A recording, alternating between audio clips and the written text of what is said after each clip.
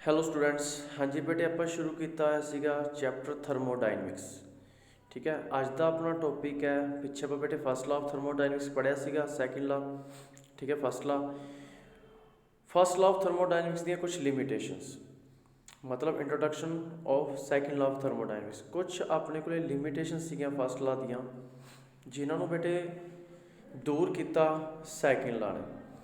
ਜਿਵੇਂ major limitation Ki C first law of is that nearly indicate that any process there is an exact equivalence between the various form of energy involved, but it provides no information concerning the spontaneity or feasibility of the process।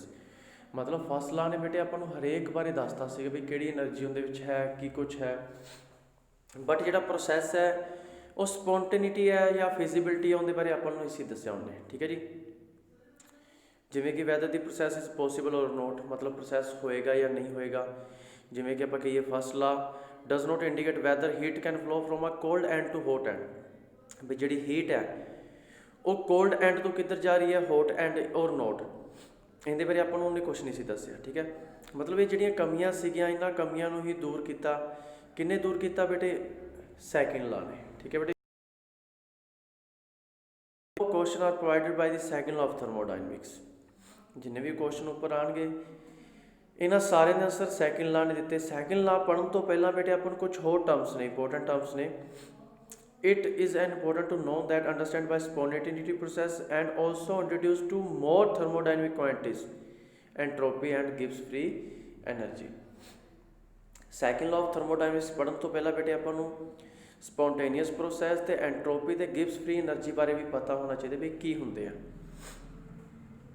Spontaneous and non spontaneous process. ਹਾਂਜੀ ਬੇਟੇ, spontaneous ਕਿਹੜੇ ਨੇ ਨਾ, process ਵਿੱਚ under some given condition may take place itself by or initiated independent of the rate is called a spontaneous process.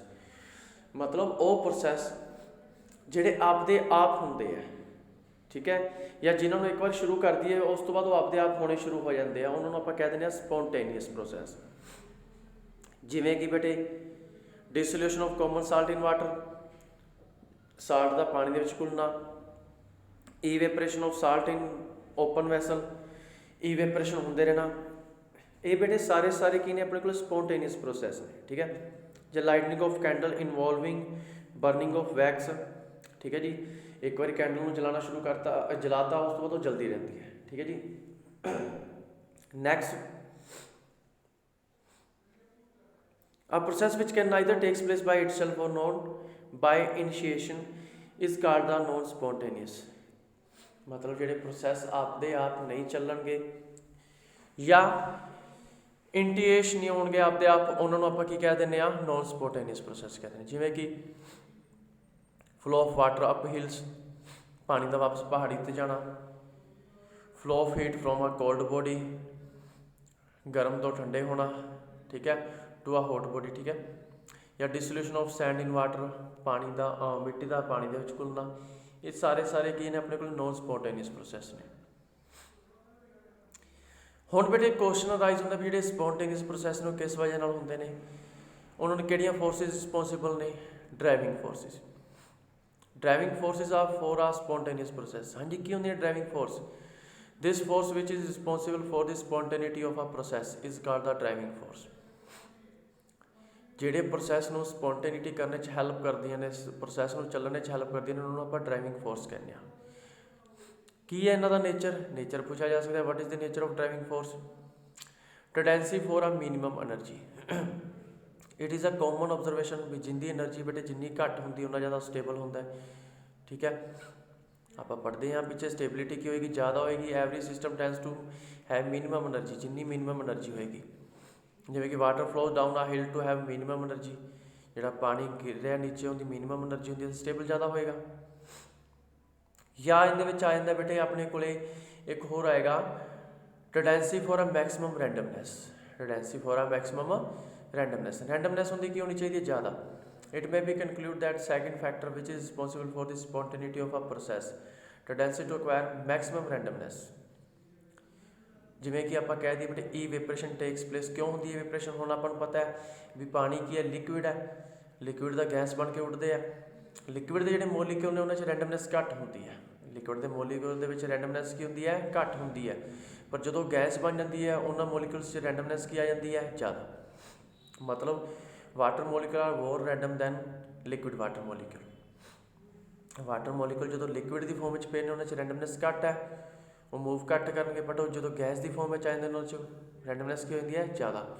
ਅਤੇ ਇਹ ਕੀ ਕਰਨਾ ਚਾਹੁੰਦੇ ਆ, ਰੈਂਡਮਨੈਸ ਜ਼ਿਆਦਾ ਕਰਦੇ ਆ ਡਰਾਈਵਿੰਗ ਫੋਰਸਿਸ। ਠੀਕ ਹੈ ਬੇਟੇ, ਇਹੀ ਦੋ ਮੇਨ ਕਾਰਨ ਨੇ ਓਵਰਆਲ ਟੈਂਡੈਂਸੀ ਦੀ ਡਰਾਈਵਿੰਗ ਫੋਰਸ। ਦੋ ਮੇਨ ਕਾਰਨ ਇਹ ਨੇ, ਟੈਂਡੈਂਸੀ ਫੋਰ ਦੀ ਮਿਨੀਮਮ ਐਨਰਜੀ, ਟੈਂਡੈਂਸੀ ਫੋਰ ਦੀ ਮੈਕਸਿਮਮ ਰੈਂਡਮਨੈਸ। ਠੀਕ ਹੈ ਬੇਟੇ, the resultant of the above two tendency which gives the overall tendency for a process is called the driving force। ਫਿਰ ਬੇਟੇ ਆਪਾਂ ਪੜ੍ਹਿਆ ਨਾ ਸੀਗਾ ਇਹਦੇ 'ਚ ਐਂਟਰੋਪੀ ਬਾਰੇ ਪੜ੍ਹਿਆ ਸੀਗਾ। ਐਂਟਰੋਪੀ ਕੀ ਹੁੰਦੀ, ਮੇਜਰ ਆਫ ਰੈਂਡਮਨੈਸ ਜਾਂ ਡਿਸਆਰਡਰ ਆਫ ਦੀ ਸਿਸਟਮ। ਠੀਕ ਹੈ, ਮੇਜਰ ਆਫ ਰੈਂਡਮਨੈਸ। ਅਤੇ ਆਪਾਂ ਨੂੰ ਪਤਾ ਜੇ ਆਪਾਂ ਐਂਟਰੋਪੀ ਮੇਜਰ ਕਰੀਏ, ਗੈਸ ਦੀ ਜ਼ਿਆਦਾ, ਗੈਸ ਮੋਲੀਕੂਲ ਦੀ ਜ਼ਿਆਦਾ ਹੋਏਗੀ, ਲਿਕੁਇਡ ਨਾਲੋਂ ਲਿਕੁਇਡ ਦੀ ਜ਼ਿਆਦਾ ਹੋਏਗੀ, ਸੋਲਿਡ ਨਾਲੋਂ। ਜੇ ਆਪਾਂ ਚੇਂਜ ਇਨ ਐਂਟਰੋਪੀ ਕਰਨਾ ਹੈ, ਠੀਕ ਹੈ ਜੀ, S2 ਮਾਈਨਸ S1। S2 ਕਿੰਨੀ ਹੈ ਆਪਣੇ ਕੋਲ, ਫਾਈਨਲ। S1 ਕੀ ਹੈ ਆਪਣੇ ਕੋਲ, ਇਨੀਸ਼ੀਅਲ। ਮਤਲਬ ਫਾਈਨਲ ਮਤਲਬ ਪ੍ਰੋਡਕਟ ਦੀ, ਇਨੀਸ਼ੀਅਲ ਮਤਲਬ ਰਿਐਕਟੈਂਟ ਦੀ। ਡੈਲਟਾ S ਨਾਲ ਆਪਾਂ ਇਹਨੂੰ ਡਿਨੋਟ ਕਰਦੇ ਹਾਂ, S ਨਾਲ ਡਿਨੋਟ ਕੀਤਾ ਜਾਂਦਾ ਐਂਟਰੋਪੀ ਨੂੰ, ਅਤੇ delta S change in entropy. Change in entropy ਦੀ ਇੱਕ ਹੋਰ ਡੈਫੀਨੇਸ਼ਨ ਬਣ ਸਕਦੀ ਹੈ ਬੇਟੇ, delta S is equal to Q reversible over T। Entropy change during a process is defined as the amount of heat Q, ਜਿਹੜੀ amount of heat Q absorbed isothermal and reversibly divisible by absolute temperature। ਮਤਲਬ change ਐਂਟਰੋਪੀ ਕੀ ਹੁੰਦਾ ਹੈ ਵੀ ਜਿਹੜੀ amount of heat absorb ਹੋਈ ਹੈ ਆਈਸੋਥਰਮਲੀ ਜਾਂ ਰਿਵਰਸੀਬਲੀ, ਉਹਨੂੰ divide ਕਰ ਦੇਂਗੇ ਐਬਸੋਲੂਟ ਟੈਂਪਰੇਚਰ ਦੇ ਨਾਲ, ਉਹ ਵੀ ਕੀ ਹੁੰਦਾ ਹੈ, ਐਂਟਰੋਪੀ ਚੇਂਜ। ਉਹ ਵੀ ਕੀ ਹੁੰਦਾ ਆਪਣੇ ਕੋਲ ਬੇਟੇ, ਐਂਟਰੋਪੀ ਚੇਂਜ। ਨੈਕਸਟ ਹੈ ਐਂਟਰੋਪੀ ਚੇਂਜ ਡਿਊਰਿੰਗ ਫੇਸ ਟਰਾਂਸਫੋਰਮੇਸ਼ਨ। ਫੇਸ ਟਰਾਂਸਫੋਰਮੇਸ਼ਨ ਦਾ ਪਤਾ ਹੀ ਹੈ ਬੇਟੇ ਸਭ ਨੂੰ, ਫੇਸ ਦਾ ਚੇਂਜ ਹੋਣਾ ਬੇਟੇ, ਸੋਲਿਡ ਤੋਂ ਲਿਕੁਇਡ, ਲਿਕੁਇਡ ਤੋਂ ਗੈਸ, ਜਾਂ ਸਿੱਧਾ ਸੋਲਿਡ ਤੋਂ ਗੈਸ। ਫਿਊਜ਼ਨ, ਫਿਊਜ਼ਨ ਦਾ ਆਪਾਂ ਨੂੰ ਪਤਾ ਹੀ ਹੈ ਵੀ ਸੋਲਿਡ ਦਾ ਕਿਹਦੇ ਵਿੱਚ ਚੇਂਜ ਹੋਣਾ, ਲਿਕੁਇਡ ਦੇ ਵਿੱਚ। Entropy of fusion is change in entropy when 1 mole of solid substance changes into liquid form at the melting temperature. ਮਤਲਬ 1 ਮੋਲ ਆਫ ਸੋਲਿਡ ਸਬਸਟੈਂਸ ਜਦੋਂ ਚੇਂਜ ਹੋ ਰਿਹਾ ਲਿਕੁਇਡ ਦੇ ਵਿੱਚ, ਉਹਨੂੰ ਆਪਾਂ ਕੀ ਕਹਿ ਦਿੰਦੇ ਹਾਂ, ਜਿਹੜੀ ਐਂਟਰੋਪੀ ਦੇ ਵਿੱਚ ਚੇਂਜ ਆ ਰਿਹਾ ਉਸ ਟਾਈਮ 'ਤੇ, ਉਹਨੂੰ ਆਪਾਂ ਐਂਟਰੋਪੀ ਫਿਊਜ਼ਨ ਕਹਿ ਦਿੰਦੇ ਹਾਂ। ਡੈਲਟਾ FUS S ਨਾਲ, ਲਿਕੁਇਡ ਮਾਈਨਸ ਸੋਲਿਡ, ਜਾਂ delta FUS H over TM, temperature melting point ਤੱਕ। ਠੀਕ ਹੈ ਜੀ। ਐਂਟਰੋਪੀ ਆਫ ਵੇਪਰਾਈਜੇਸ਼ਨ, ਮਤਲਬ ਚੇਂਜ ਇਨ ਐਂਟਰੋਪੀ ਹੋ ਰਿਹਾ ਜਦੋਂ 1 ਮੋਲ ਆਫ ਲਿਕੁਇਡ ਚੇਂਜ ਹੋ ਰਿਹਾ ਕਿਹਦੇ ਵਿੱਚ, ਵੇਪਰ ਦੇ ਵਿੱਚ, ਐਟ ਬੋਇਲਿੰਗ ਪੁਆਇੰਟ 'ਤੇ। ਉਹੀ ਸੇਮ ਚੀਜ਼ ਹੁੰਦਾ, ਵੇਪਰਾਈਜੇਸ਼ਨ ਇੱਥੇ ਫਿਊਜ਼ਨ ਸੀ, ਇੱਥੇ ਵੇਪਰਾਈਜੇਸ਼ਨ ਲਿਖਿਆ ਆ ਜਾਏਗਾ। ਠੀਕ ਹੈ, ਇੱਥੇ ਲਿਕੁਇਡ ਟੂ ਸੋਲਿਡ, ਕਿਉਂਕਿ ਇਹ ਰਿਐਕਟੈਂਟ ਸੀ, ਇਹ ਪ੍ਰੋਡਕਟ ਬਣਿਆ, ਇਹ ਰਿਐਕਟੈਂਟ ਹੈ ਕੀ ਬਣਿਆ ਆਪਣੇ ਕੋਲੇ, ਪ੍ਰੋਡਕਟ ਬਣਿਆ। S vaporisation minus S liquid, delta VAPH delta TB। ਠੀਕ ਹੈ, ਇਹ ਆਪਣੇ ਕੋਲ ਆ ਗਿਆ ਐਂਟਰੋਪੀ ਆਫ ਵੇਪਰਾਈਜੇਸ਼ਨ। ਕੀ ਹੋ ਜਾਏਗਾ ਆਪਣੇ ਕੋਲ, ਐਂਟਰੋਪੀ ਆਫ ਵੇਪਰਾਈਜੇਸ਼ਨ। ਨੈਕਸਟ ਹੈ ਬੇਟੇ ਐਂਟਰੋਪੀ ਆਫ ਸਬਲੀਮੇਸ਼ਨ। ਸਬਲੀਮੇਸ਼ਨ ਦਾ ਪਤਾ ਹੀ ਆਪਾਂ ਨੂੰ, ਜਦੋਂ ਸੋਲਿਡ ਚੇਂਜ ਹੁੰਦਾ ਕਿਹਦੇ ਵਿੱਚ, ਗੈਸ ਦੇ ਵਿੱਚ। ਤੇ ਮਤਲਬ change in entropy when 1 mole of solid change into vapour. ਠੀਕ ਹੈ ਜੀ। ਮੈਥੇਮੈਟਿਕਲੀ ਡੈਲਟਾ SU ਵੀ ਸਬਲੀਮੇਸ਼ਨ S, ਇਹ ਰਿਐਕਟੈਂਟ ਵੇਪਰ ਸੀਗਾ, ਪ੍ਰੋਡਕਟ ਕੀ ਸੀ, ਵੇਪਰ ਸੀਗਾ, ਰਿਐਕਟੈਂਟ ਕੀ ਸੀ ਆਪਣੇ ਕੋਲੇ, ਸੋਲਿਡ ਸੀਗਾ। ਪ੍ਰੋਡਕਟ ਪਹਿਲਾਂ ਲਿਖਦੇ, ਰਿਐਕਟੈਂਟ ਬਾਅਦ 'ਚ। ਠੀਕ ਹੈ ਬੇਟੇ, ਇਹ ਸੀ ਆਪਣੇ ਕੋਲੇ ਐਂਟਰੋਪੀ ਚੇਂਜ ਡਿਊਰਿੰਗ ਫੇਸ ਟਰਾਂਸਫੋਰਮੇਸ਼ਨ। ਠੀਕ ਹੈ ਜੀ।